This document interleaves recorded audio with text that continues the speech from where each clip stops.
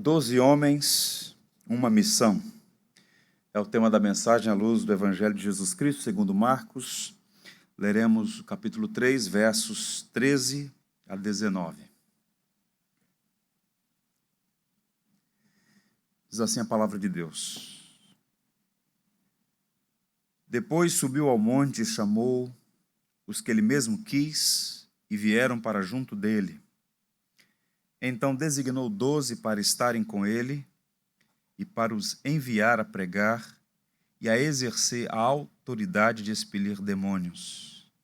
Eis os 12 que designou: Simão, a quem acrescentou o nome de Pedro, Tiago, filho de Zebedeu, e João, seu irmão, aos quais deu o nome de Boanerges, que quer dizer filhos do trovão. André, Filipe, Bartolomeu, Mateus, Tomé, Tiago, filho de Alfeu, Tadeu, Simão, o Zelote, e Judas Iscariotes, que foi quem o traiu. Que o Senhor nos abençoe. Meus irmãos, essa é uma passagem muito rica dentro da estrutura do Evangelho segundo Marcos, porque é um dos momentos mais importantes do ministério de Jesus, a eleição dos 12 para a mais especial de todas as missões, anunciar, proclamar o Evangelho do Reino.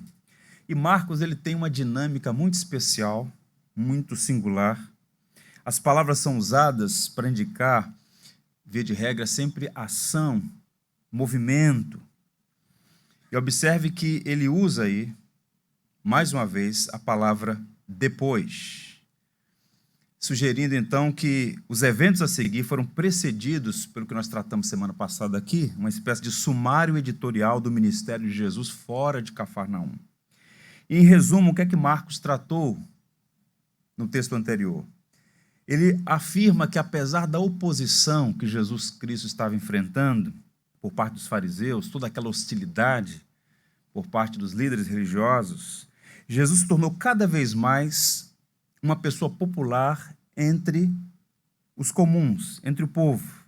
A sinagoga fechou as portas para Jesus. Ele só voltará à sinagoga no capítulo 6. A partir de agora, ele é aquele que exerce o ministério nas ruas, nos campos, à beira-mar, nas aldeias, nas cidades. E você vai encontrar Jesus curando, pregando, expelindo espíritos malignos, libertando as pessoas da tirania de Satanás. E a Galiléia vai testemunhar o maior pregador da história, norte de Israel, na Galiléia dos gentios. Lá, o Deus homem estabeleceu sua base de operações. E quando João Batista estava preso, do outro lado do lago, na margem oriental, na Pérea, ele, João, enviou 2 de seus discípulos e fez ele, João, uma pergunta inquietante: és tu aquele que estava para vir ou havemos de esperar outro? João era um grande profeta, mas tinha os pés de barro. Ele estava confuso.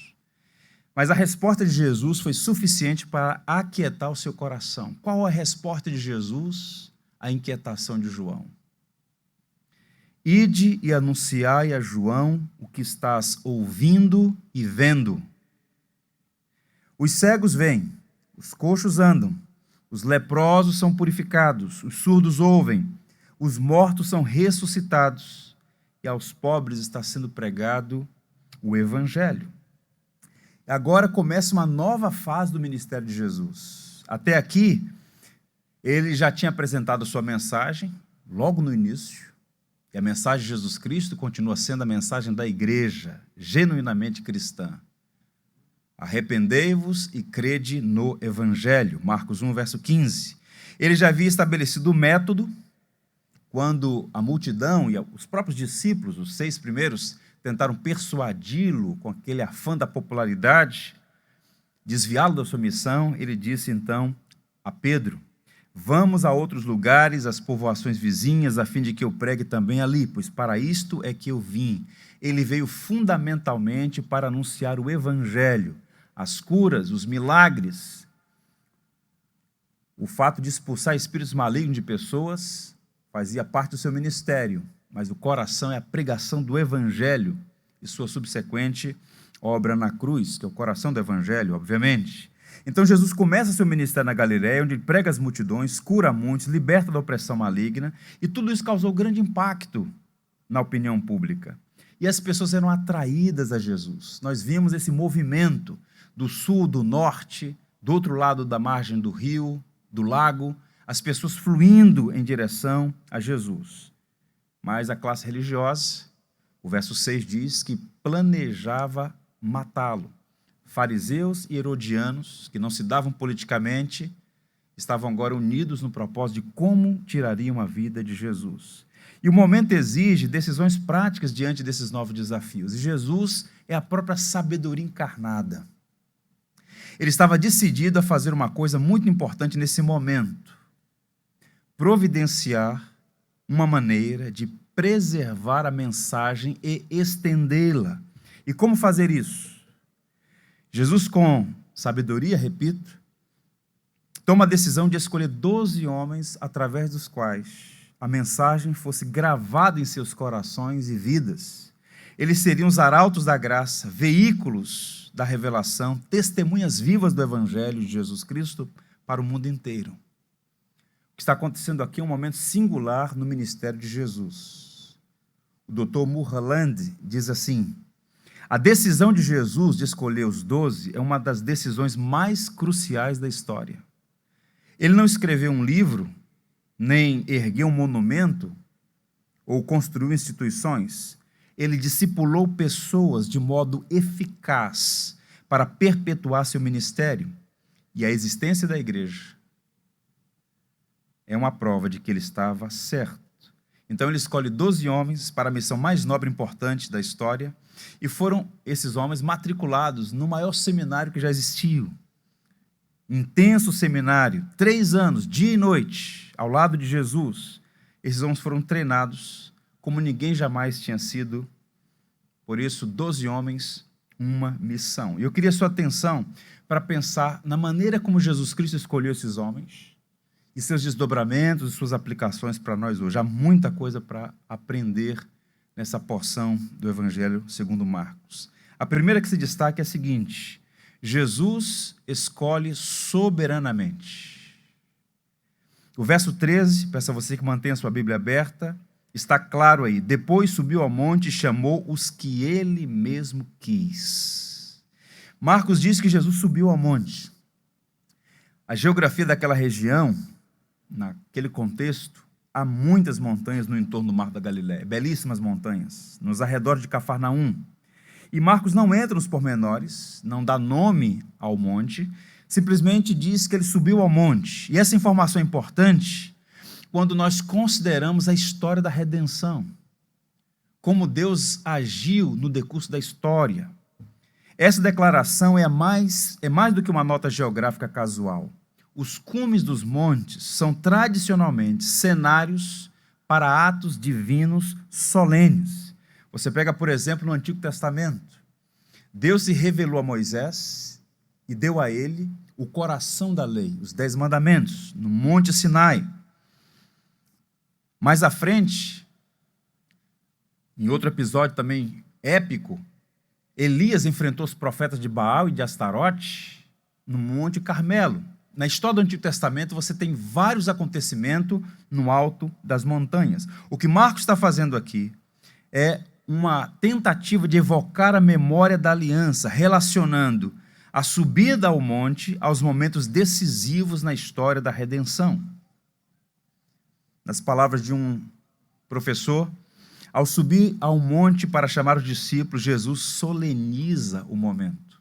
Subiu ao monte e chamou os que ele mesmo quis.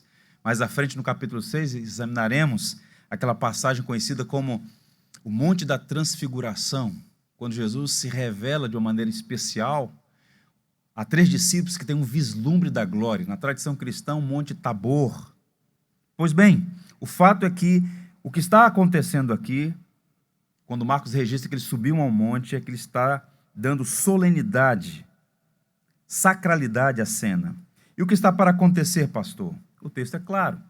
Ele escolheu os que ele mesmo quis. Lucas, o médico amado, complementando a narrativa de Marcos, diz que ele passou a noite inteira em oração. Foi um momento muito singular, especial. Vejam que Lucas, no capítulo 6.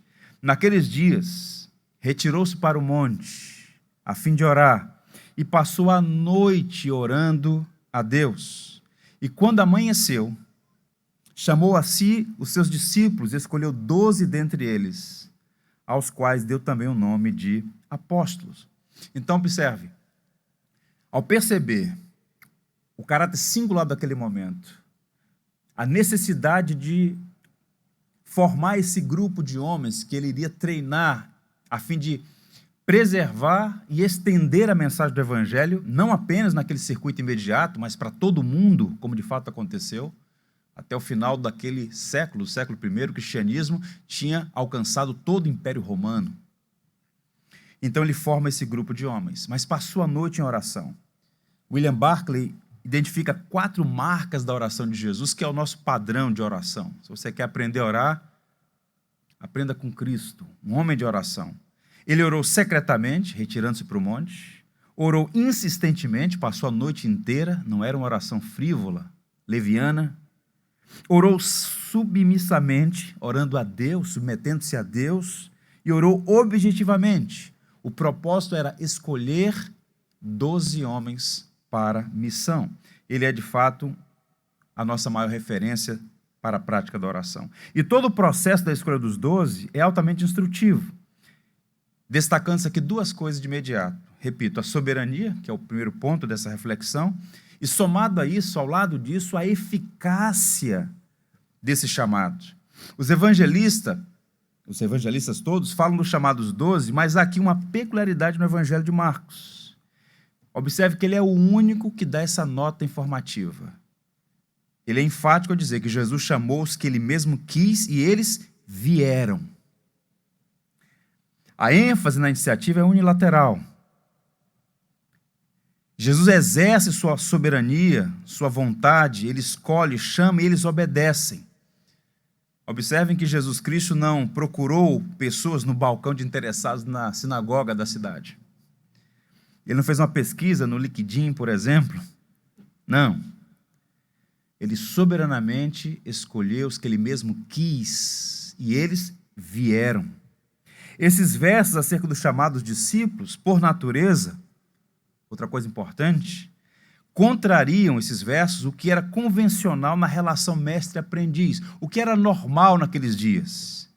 Os rabis, os professores, os mestres nunca chamavam alunos, nunca chamavam os discípulos. Os professores é que eram escolhidos pelos alunos, assim como os alunos escolhem sua universidade. Jesus está inaugurando agora uma nova ordem, uma ordem distinta. Ele, Jesus, é o único e exclusivo sujeito do chamado. Não são os discípulos que escolhem a Cristo, é Cristo que escolhe os seus discípulos. Jesus, portanto, não é um meio para um propósito posterior. Ele é mesmo o bem maior e derradeiro. E a fim de evitar qualquer mal-entendido, para que não houvesse confusão, como muitas vezes acontece, entre eleição e mérito, Jesus disse aos seus discípulos, de forma tão clara e contundente: não foste vós que escolhestes a mim, pelo contrário, eu vos escolhi a vós outros e vos designei para que vades e deis frutos, e o vosso fruto permaneça, a fim de que tudo quanto pedis ao Pai em meu nome, ele vulo conceda. Em outras palavras, eles o escolheram somente depois de terem sido escolhidos por ele. O que Marcos está mostrando aqui é o elemento da soberania de Jesus na escolha e da eficácia do chamamento. Jesus não conhece frustração. Ele planejou e teve a sua vontade realizada. E uma aplicação imediata para nós, nesse particular, é a seguinte: a salvação do povo de Deus e sua vocação para o serviço é o resultado da eleição e do chamado eficaz. O que é um cristão? O cristão é alguém que foi salvo pela graça soberana. Fomos todos eleitos na eternidade, chamados no tempo para fazer parte do povo da aliança. E a despeito da resistência de alguns a esta gloriosa doutrina bíblica, A Escritura é clara ao afirmar que Deus elegeu pessoas desde a eternidade para a salvação. Toda a Bíblia fala sobre essa doutrina.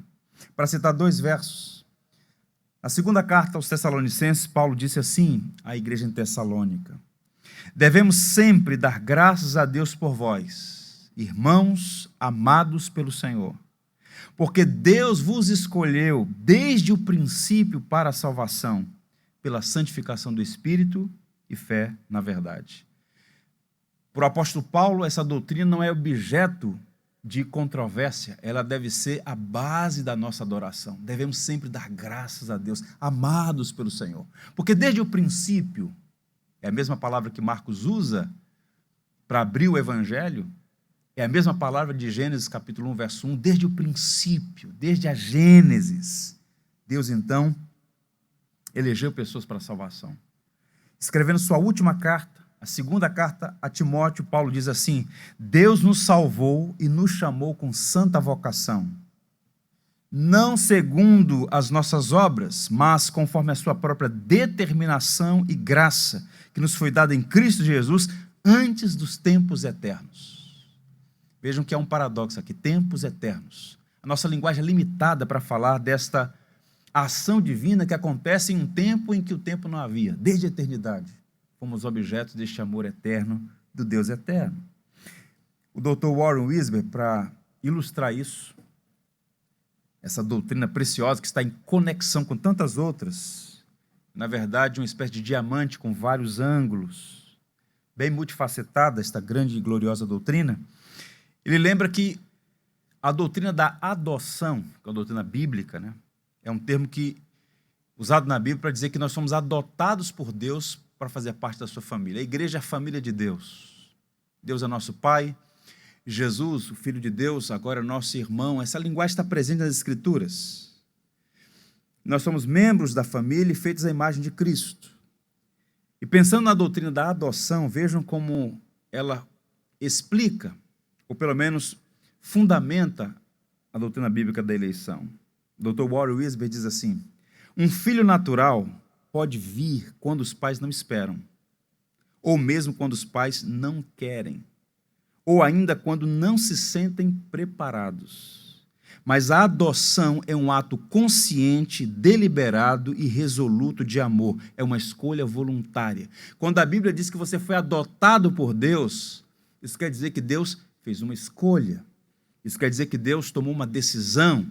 Isso quer dizer que Deus empreendeu a agir em seu favor. Se você é um salvo em Cristo, eu encorajo então, alegre-se no Senhor e seja um arauto da graça soberana. A doutrina que apresenta essa vocação para a salvação e para o serviço, ela é bíblica. Você foi salvo pela graça, incluído no corpo de Cristo para servir ao Senhor também pela graça. Tanto a vocação para a salvação quanto para o serviço são obras da soberana graça de Deus. Então Jesus escolheu soberanamente. Em segundo lugar, Jesus escolheu propositalmente. Observe os versos 14 e 15. Marcos vai apresentar as razões pelas quais a escolha foi feita. Então, designou 12 para estarem com ele e para os enviar a pregar e a exercer a autoridade de expelir demônios. Marcos segue o estilo literário que ele empreende em todo o livro. Ele usa mais uma vez a palavra grega que se repetirá 41 vezes no texto. Aqui na nossa versão está então, ou imediatamente, sem demora, dando a ideia de movimento, de ação intensa. Então Marcos diz, então designou 12. Eu queria fazer aqui uma confissão aos irmãos. Eu confesso que fiquei muito surpreso à medida que estava examinando, estudando essa passagem. O verbo no texto original é muito rico. A versão Ara traduz por designou. Então, designou 12. A nova versão internacional escolheu 12. No entanto, o verbo aqui é o mesmo verbo de Gênesis capítulo 1, verso 1. Na Septuaginta, que é a versão grega do Antigo Testamento, nós encontramos essa palavra aqui. No princípio, Deus criou os céus e a terra. Então é possível que Marcos esteja rememorando a linha de abertura de Gênesis. Ele já o fez no primeiro versículo. Como é que ele abre o Evangelho? Princípio do Evangelho de Jesus Cristo, Filho de Deus. Princípio. Palavra que também aparece no primeiro verso das Escrituras Sagradas. Então, a tradução literal dessa passagem que nós estamos lendo é a seguinte: ele fez 12. Ele criou 12. O sentido da passagem é que os 12 são uma nova criação. O que está acontecendo aqui, meus irmãos, é o nascimento da igreja. Jesus está dando início ao novo Israel de Deus, está formando 12 homens, através dos quais uma grande obra será realizada. Não apenas na Galileia, mas em todo o mundo. Não apenas entre os judeus, mas em todos os povos da terra. A igreja é a nova comunidade em todos os aspectos. E é uma obra de Jesus. E os discípulos são, digamos, as primícias, os primeiros. Ele os fez, ele os criou. O nascimento da igreja começa efetivamente aqui. E a pergunta, por que 12 homens? Poderia ser 10, 14. Há uma relação evidente e óbvia com Israel, o povo das 12 tribos. E Marcos, sendo um judeu, escrevendo para uma audiência romana, majoritariamente gentia, menciona 12, 10 vezes, sem nenhuma explicação. Ele está sempre falando de 12, dos 12. Naquele momento da história, Israel já havia sido reduzido a 2 tribos. As 10 tribos do norte se perderam na bruma do tempo. E ao falar de 12 tribos, a referência estava no que Deus havia feito, memórias do que Deus fez, e a expectativa no que Deus faria, futuro. Portanto, diz um autor chamado William Lane, o número 12 tinha claramente um significado histórico redentivo. Como é fascinante a Bíblia, impressionante. Aqueles 12 homens ainda não sabiam, mas eles estavam sendo transformados, feitos por Jesus, nos novos patriarcas. Eles seriam príncipes no novo Israel. Mateus vai falar isso claramente, 19, verso 28, Lucas 22, 30, no livro de Apocalipse por 2 vezes. Eles foram feitos por Jesus e chamados para fazer parte de um programa de restauração de Israel. Aqueles 12 homens não sabiam, mas Jesus estava startando um processo dessa nova criação, a nova comunidade, a igreja, da qual não apenas judeus, mas gentios, todas as famílias da terra, agora serão um só povo, debaixo de um só pastor. Essa passagem é o alicerce e a garantia dessa construção. Marcos não trata, nesse momento, como isso vai acontecer, mas o quadro geral é que judeus e gentios, sendo alcançados pela graça, estão se tornando um só povo, o Israel de Deus. Dito isto, vejam que esses versos 14 e 15 apresentam um propósito, como eu disse aos irmãos. Tem uma base aqui teleológica, propósitos, objetivos. Há pelo menos 3. Vejam as razões pelas quais Jesus elegeu aqueles 12 homens. Primeiro, eles foram chamados para estarem com Jesus. O texto diz isso claramente. Que ele chamou os que ele mesmo quis para estarem com ele. A vocação primária daqueles homens não era fazer algumas coisas, conquanto boas e necessárias. O mais importante era estar com o Senhor. Eles foram chamados para passar mais tempo com Jesus, vendo, ouvindo, aprendendo tudo que desejava ensiná-los. Estar com o Senhor. Toda a ação, tudo que iriam realizar em nome do Senhor era o resultado dessa comunhão que eles nutririam com o Salvador. Ele os elegeu para que fossem seus constantes e fiéis companheiros. Os outros podiam ir e vir. A multidão podia estar ali um dia e no outro não. Outros podiam ter uma companhia flutuante, um relacionamento episódico, mas estes 12 haviam de identificar suas vidas com a vida dele, viver com ele o tempo todo, daqueles 3 anos. Nós ainda há pouco cantamos uma canção, que é uma tradução de uma versão inglesa, muito bonita. Quão preciosas são as horas. Eu não sei se você meditou na letra dessa canção. Sempre que eu canto, eu me emociono. Porque fala da vocação primária do cristão, que está aqui presente nessa vocação dos discípulos. A igreja, você e eu, nós todos, discípulos de Cristo, temos dons e talentos que devem ser usados para a edificação da igreja. Recebemos um mandato missionário, há obrigações, deveres morais, dos quais não podemos fugir. Mas qual é a sua primária vocação? Qual é o propósito principal pelo qual você foi criado? Ter comunhão com a fonte de toda a vida, com a maior de todas as belezas, com o próprio Deus. E a canção diz: quão preciosas são as horas na presença de Jesus. Comunhão muito deliciosa de minha alma com a luz. A linguagem poética, falando dessa vocação para intimidade, para comunhão. Os cuidados deste mundo não me podem envolver, pois ele é o meu abrigo quando o tentador vier. A última estrofe diz: se quereis saber quão doce é com Deus ter comunhão, podereis então prová-lo e tereis compensação. Procurai estar sozinhos em conversa com Jesus e tereis na vossa vida paz perfeita, graça e luz. O hino está falando sobre a nossa vocação, irmãos, primária vocação. Estar a sós com Deus, em comunhão com Deus. Deus não é uma tese, Deus é uma pessoa. E o principal motivo pelo qual Jesus Cristo nasceu e realizou aquela obra na cruz foi que nós pudéssemos ser reconciliados com Deus e tivéssemos aquilo que nossos pais perderam, comunhão com o Senhor, comunhão com o Criador. Então, quando Jesus chama aqueles homens, chama primariamente para estarem com Ele, em comunhão com Ele. O salmista diz: ó Deus, Tu és o meu Deus forte, eu te busco ansiosamente. A minha alma tem sede de Ti, meu corpo Te almeja como terra seca, exausta, sem água. É a alma carente de encontrar satisfação em Deus. E fora de Deus não há satisfação. Por melhores que sejam as bênçãos, elas não são capazes, nem foram dadas com esse propósito, de satisfazer a nossa alma, como uma terra seca em busca de água. Assim devemos ser todos nós em relação ao nosso Salvador.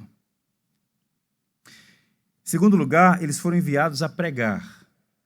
Comunhão, aí depois as segundas coisas, as demais coisas. Enviados a pregar. É muito importante considerar também que os verbos usados neste verso, ele diz: para os enviar e pregar. O verbo grego que aparece aqui, de onde deriva o substantivo apóstolo, enviar aqui é a base da palavra apóstolo. E a palavra apóstolo tem 3 significados principais no Novo Testamento. Primeiro, a palavra pode ser aplicada a todos os cristãos. Em João 13:16, o cristão é tanto um servo quanto um apóstolo. Enviado é o mesmo verbo que aparece aqui. Nesse sentido, todos os cristãos são enviados ao mundo como embaixadores e testemunhas de Cristo para participar da missão apostólica de toda a igreja. Então, nesse sentido, você é um enviado, é a palavra aqui, substantivo, o verbo, melhor dizendo. Em segundo lugar, havia os apóstolos das igrejas, mensageiros enviados por uma igreja a fim de realizar uma missão. O termo era raramente empregado no Novo Testamento.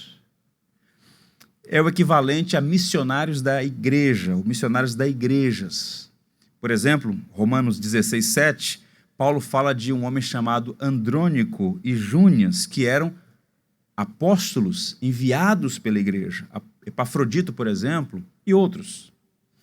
Por fim, existem os apóstolos de Cristo. Esse é o grupo restrito, pequeno, que consistia nos 12, incluindo Matias, substituto de Judas Iscariote, Paulo, Tiago, irmão do Senhor, e talvez mais uns 2.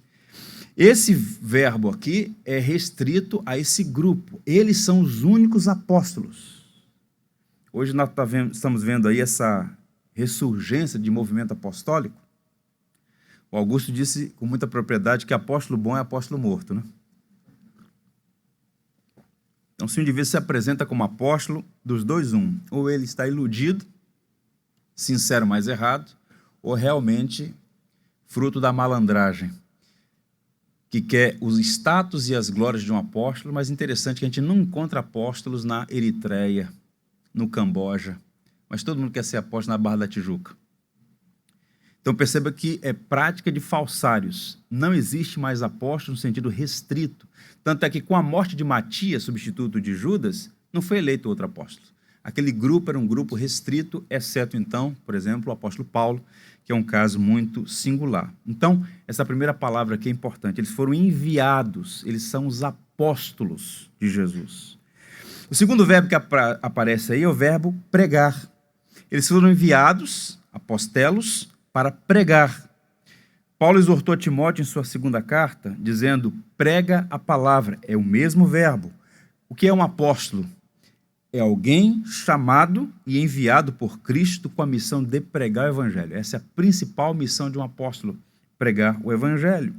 E a prioridade era a comunhão com Cristo, fundamento a partir do qual eles iriam pregar o evangelho, e os apóstolos receberam a missão de pregar diretamente de Jesus. Eles eram veículos da revelação, tanto é que uma parte substancial deles escreveu o Novo Testamento.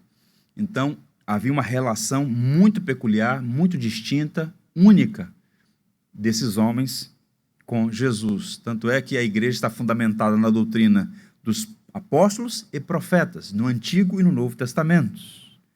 Então o Senhor designou e conferiu autoridade para fazê-lo. Não receberam cargo, nem tomaram posse em instituição, eles foram chamados para pregar. E esta é uma singularidade daqueles 12 homens. E qual é a aplicação para nós hoje? O que é que nós podemos aprender disso aqui? Não há mais apóstolo no sentido restrito do termo, já disse aos irmãos. Mas todos os cristãos são servos de Deus enviados em missão. Nem todos aqui, por exemplo, são pregadores. Mas todos devem dar testemunho de sua fé em Cristo. Então, primeiro a comunhão com Deus, depois o serviço a Ele. Esta é a ordem que Jesus estabeleceu e que serve de padrão para todos os cristãos. Então, antes de fazer qualquer coisa, supostamente, para Jesus, você precisa ter comunhão com Ele. Essa é a ordem, estar com Ele e depois cumprir a vocação que Ele designou. Observem que quando isso acontece, nós podemos responder aos inquiridores, tal como João e Pedro, diante das autoridades do Sinédrio, Atos 4:20, quando tentaram persuadir os apóstolos a ficarem quietos, não falar mais do Evangelho, sob intimidações, eles responderam assim, nós não podemos deixar de falar das coisas que temos visto e ouvido. Então, quando você vê e ouve, quando você é uma testemunha, quando você experimenta o Evangelho, quando de fato sua relação com Cristo não é protocolar, religiosa no sentido baixo da palavra, mas de fato é uma experiência vívida, real, diária, constante, não importa a circunstância, mesmo diante de governos totalitários, despóticos, como na história do mundo a gente vê, que ainda hoje, o cristão diz, eu não posso deixar de falar do que eu tenho visto e ouvido. Experiência com o Senhor. Então, os apóstolos entenderam essa missão, comunhão com o Senhor e pregação do Evangelho. Mas ainda há outra coisa que é dita aí, a autoridade para expulsar demônios. A última parte do texto diz, e a exercer a autoridade de expelir demônios. Então, na sequência, comunhão com o Senhor, ministério da pregação e autoridade sobre espíritos malignos. Esse é um tema muito mal compreendido, objeto de muitas distorções e práticas equivocadas. Nós vamos tratar isso exaustivamente no próximo domingo, naquela passagem que Jesus fala do valente amarrado, do reino dividido, quando Jesus é acusado de expulsar espíritos malignos pelo príncipe dos demônios, Beelzebul, e ele então faz uma apresentação de verdades importantes e chega a dizer sobre o perigo da blasfêmia contra o Espírito Santo. É importante o texto que nós vamos tratar na semana que vem, versos 20 a 30. Por enquanto, eu preciso dizer duas coisas. O diabo e seus asseclas existem. É convencional hoje, nessa sociedade cada vez mais jactanciosa, orgulhosa de ser intelectual, inteligente, a suprimir realidades metafísicas, como, por exemplo, demônios, o diabo, como se fossem crendices medievais. Mas o diabo existe e está em atividade no mundo. Razão pela qual o apóstolo João, na sua primeira carta, diz assim, o Filho de Deus se manifestou para destruir as obras de Satanás.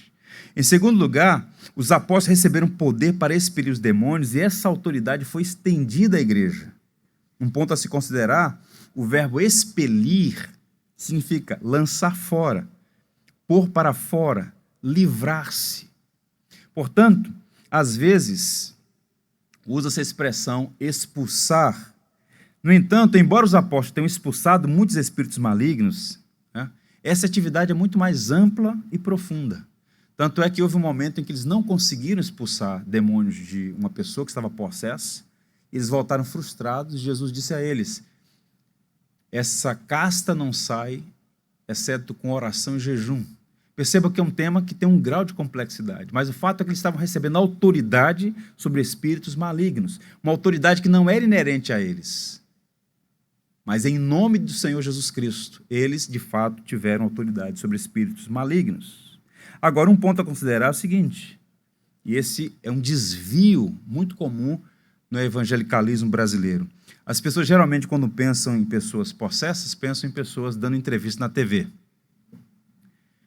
Mas ouçam a sutileza de Satanás. Semana passada eu disse aos irmãos que Satanás é tão ardiloso que ele pode usar até a verdade para enganar.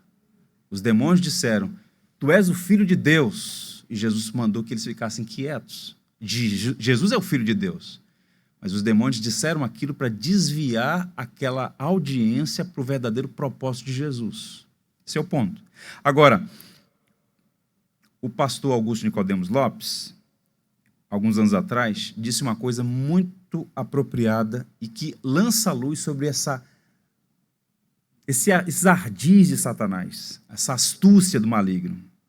Quando Judas ficou possesso por Satanás, não caiu no chão, não revirou os olhos, não falou com voz diferente e não ficou doente ou encurvado, não ganhou uma força descomunal. Simplesmente saiu e foi ganhar dinheiro vendendo Jesus. Então percebam que há muita pirotecnia, esse é um extremo. E do outro lado, há muitos cristãos de matiz, de raiz histórica, que ignora as artimanhas de Satanás e que não percebem que a autoridade delegada aos apóstolos foi delegada à igreja também, em havendo necessidade, na autoridade no nome do Senhor Jesus Cristo, expulsar, expelir espíritos malignos. Portanto, percebam que isso envolve discernir a natureza de sua atividade e opor-se a ela com a autoridade delegada a Jesus. Deixa eu citar para vocês dois autores que lançaram luz sobre esse texto. Curioso notar que os discípulos não são apenas definidos pelo que defendem, mas também por aquilo a que se opõem. Eles são comissionados para confrontar os poderes malignos e demoníacos, qualquer que seja a forma que se manifestem, e para confrontá-los não só em pensamentos e palavras, mas também em ações. E o bispo inglês John Riley diz: cada geração possui artimanha de Satanás, porém, sem se importar o ponto sobre o qual Satanás esteja se ocupando mais, o ministro, eu diria, os cristãos, precisam sempre estar prontos a confrontá-lo e oferecer resistência. O que Jesus está fazendo com esses discípulos é dando a eles autoridades para se opor, resistir, enfrentar as artimanhas de Satanás. Portanto, houve propósito, comunhão, pregação e autoridade sobre as forças de oposição ao reino de Deus. E por fim, Jesus escolheu surpreendentemente ao elemento da soberania, do propósito e da surpresa, porque a lista é surpreendente. Vejam aí os versos 16 a 19. Eis os 12 que designou: Simão, a quem acrescentou o nome de Pedro, Tiago, filho de Zebedeu, e João, seu irmão, aos quais deu o nome de Boanerges, que quer dizer filhos do trovão, André, Filipe, Bartolomeu, Mateus, Tomé, Tiago, filho de Alfeu, Tadeu, Simão Zelote e Judas Iscariotes, que foi quem o traiu. O número 12 aqui é relevante, irmãos. Nós encontramos no Novo Testamento 4 listas dos 12 apóstolos. 4. Nessa passagem, Marcos 3, em Mateus 10, Lucas 6 e no livro de Atos, no capítulo 1. O que se observa nessas listas é que existem diferenças nos nomes. Por exemplo, aqui, nessa lista, a palavra é Tadeu, em outras é Judas. Às vezes aparece Levi, às vezes Mateus, são as mesmas pessoas. Então, os nomes diferentes e a ordem não importa. A relevância está no fato de que eram 12. O chamado de Jesus dos 12 à comunhão consigo e ao serviço, para ele significa uma reconstituição de Israel. Lembra o que Deus está fazendo? É uma nova criação, um novo Israel. É o nascimento, a gênese da igreja, que é composta de judeus e gentios, o povo da aliança. Agora imagine o impacto dessa lista na vida dos leitores de Marcos. Às vezes a gente precisa fazer um exercício de como essas coisas aconteciam no primeiro século. Não havia Bíblias, não havia manuscritos, havia uma cópia no primeiro momento. Marcos escreveu e dirigiu esse documento à igreja em Roma, a audiência romana. Então essa carta, esse documento, digamos assim, esse evangelho, que é um gênero literário novo que surge com a igreja cristã, era lido, era exposto para os cristãos. Agora tente imaginar, à medida que as pessoas iam ouvindo essas narrativas, o impacto disso. Para os gentios, a maioria daquela igreja de não-judeus, a maioria, a lista era um lembrete de que a salvação vem dos judeus. João 4:22. O Salvador do mundo é da semente de Abraão e é filho de Davi. O cristão, mais do que qualquer outra pessoa no planeta, o cristão é alguém que deve ser veementemente contra todo tipo de manifestação antissemita. Nós devemos amar o povo judeu, nós somos devedores do povo judeu. Cristo é filho de Abraão, filho de Davi. Então os gentios deveriam lembrar, salvação vem dos judeus, Jesus disse isso. E para os judeus, os 12 são uma exortação de que Israel só cumpre o seu destino na comunhão com Jesus e serviço a Ele. E que a igreja de Deus não está restrita ao povo judeu. O povo judeu foi eleito para ser luz para os gentios. O Senhor prometeu a Abraão, em ti serão benditas todas as famílias da terra. E Paulo coloca um machado na raiz do orgulho judeu ao dizer que os verdadeiros israelitas não são necessariamente os que são etnicamente descendentes de Abraão, mas aqueles que creem na promessa, naqueles que abraçaram a semente de Abraão, que é Jesus Cristo. Então, olhando a lista dos 12, fica evidente que a escolha de Jesus Cristo é surpreendente. E duas coisas se destacam nessa lista. Eu não vou comentar os nomes deles todos, mas eu queria destacar, a grosso modo, duas coisas.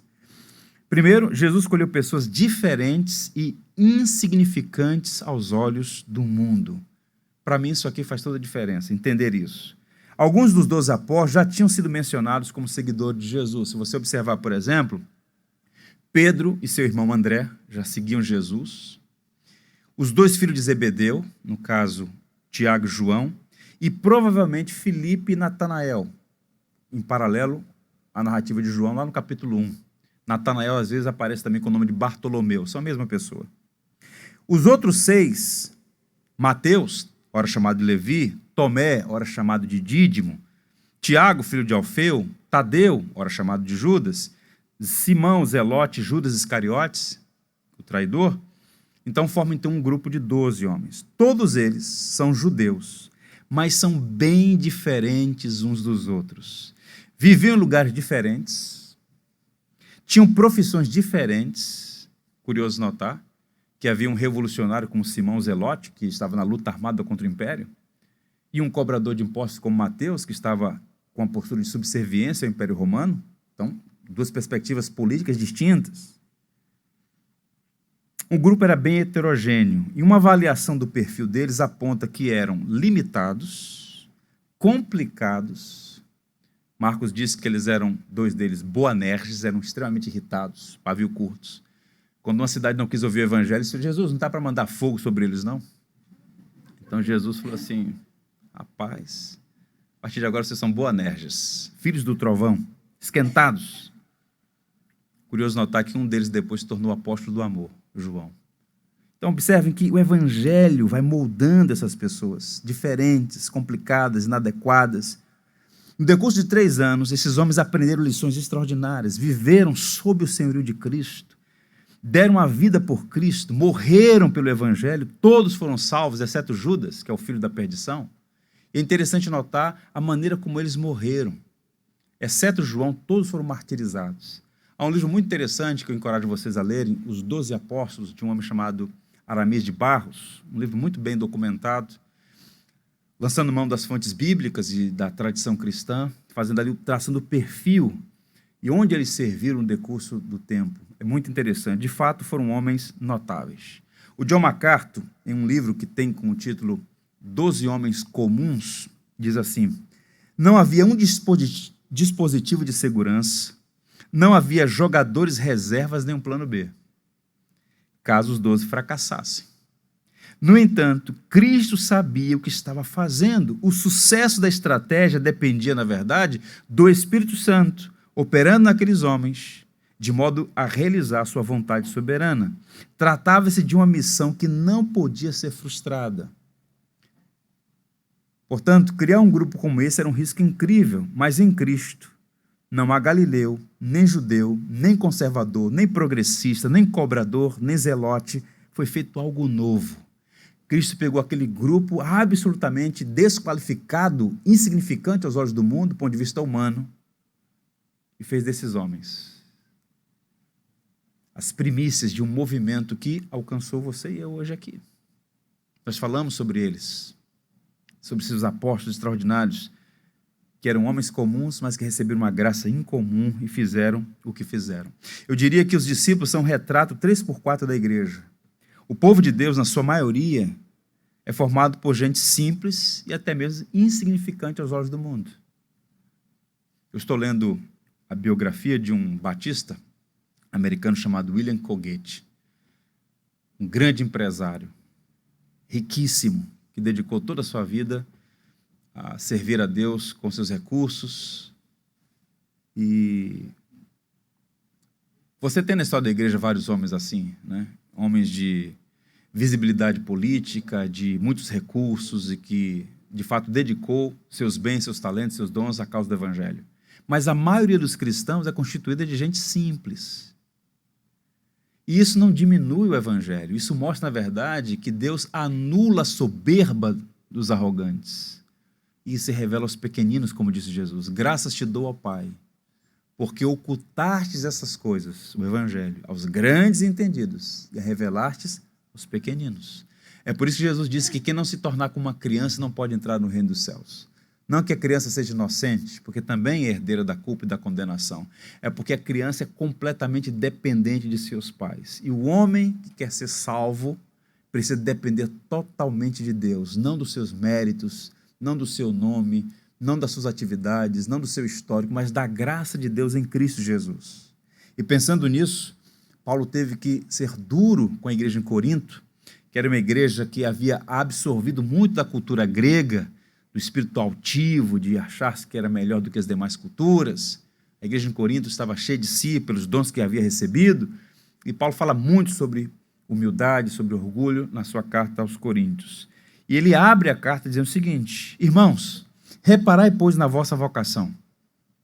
Olha aí o rol de membros. Visto que não foram chamados muitos sábios segundo a carne, nem muitos poderosos, nem muitos de nobre nascimento. Pelo contrário, veja o que Deus fez. Deus escolheu as coisas loucas do mundo para envergonhar os sábios e escolheu as coisas fracas do mundo para envergonhar as fortes. E Deus escolheu as coisas humildes do mundo e as desprezadas e as que não são, para reduzir a nada as que são, a fim de que ninguém se vanglorie na presença de Deus. Mas vós sois dele em Cristo Jesus, o qual se tornou da parte de Deus sabedoria, justiça e santificação e redenção, para que, como está escrito, aquele que se glorie, glorie-se no Senhor. Então os apóstolos, homens simples. Agora veja o que aconteceu.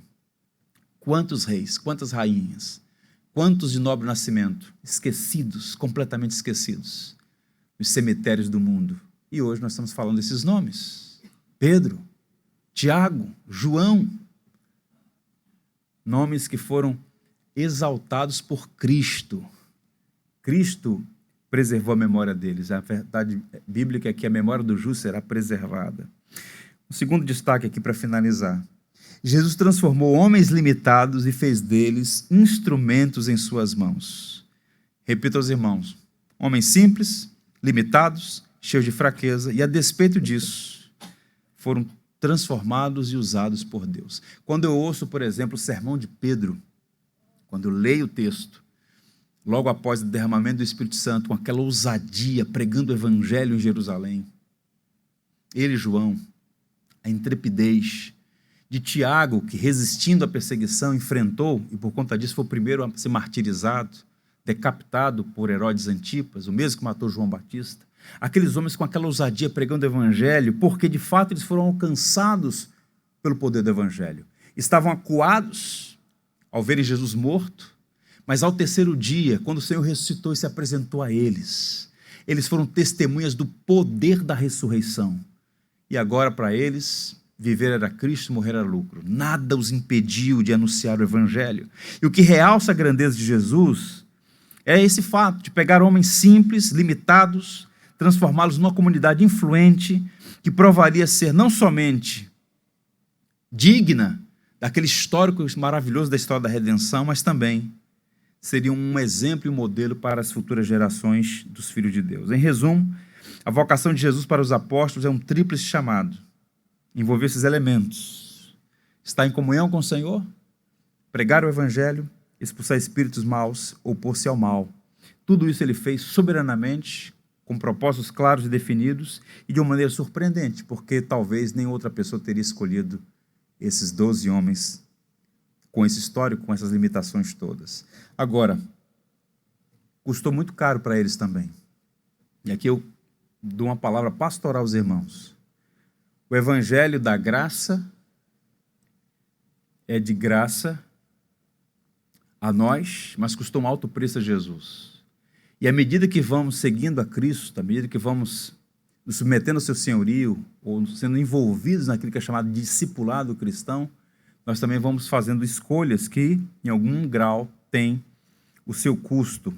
Veja, por exemplo, aqueles homens. Custou a segurança deles, embora nenhum deles fosse rico, certamente tinham trabalho, ocupação, posição segura, e colocaram tudo em risco. Custou o veredito da opinião pública. Qual foi a opinião dos pais, dos parentes, dos familiares, das esposas, dos filhos? Colocaram tudo isso em risco e custou a própria vida. Eles perderam a fim de encontrá-la. E aí, meus irmãos, houve um momento em que, quando Cristo começa a dizer sobre o custo do discipulado, quem não renunciar a si mesmo, tomar a sua cruz e seguir não é digno de mim, quando Cristo começa a fazer um discurso pesado sobre os custos de segui-lo, Pedro emocionado, esse emocionado é por minha conta, tá?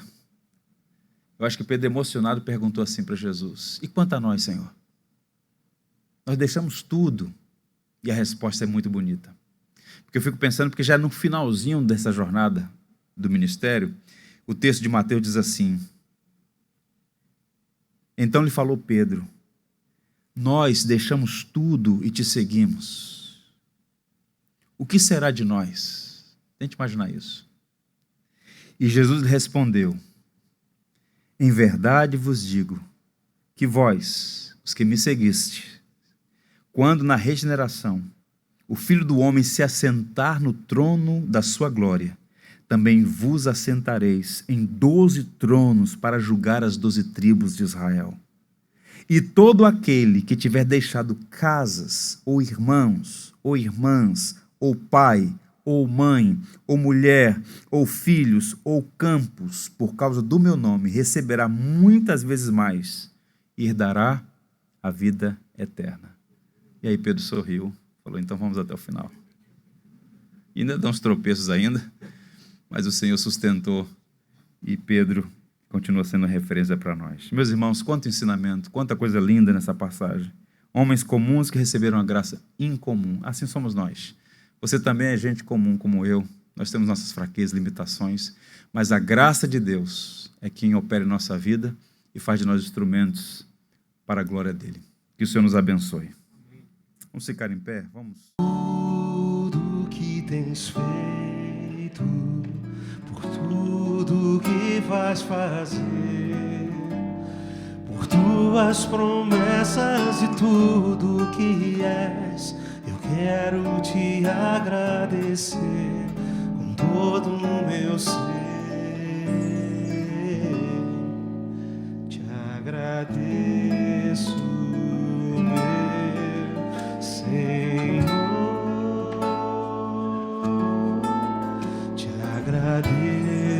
meu Senhor. Te agradeço por me libertar e salvar, por ter morrido em meu lugar. Te agradeço, Jesus, te agradeço. Eu te agradeço, te agradeço por tudo que tens feito, por tudo que vais fazer, por tuas promessas e tudo que és. Eu quero te agradecer com todo o meu ser. E aí?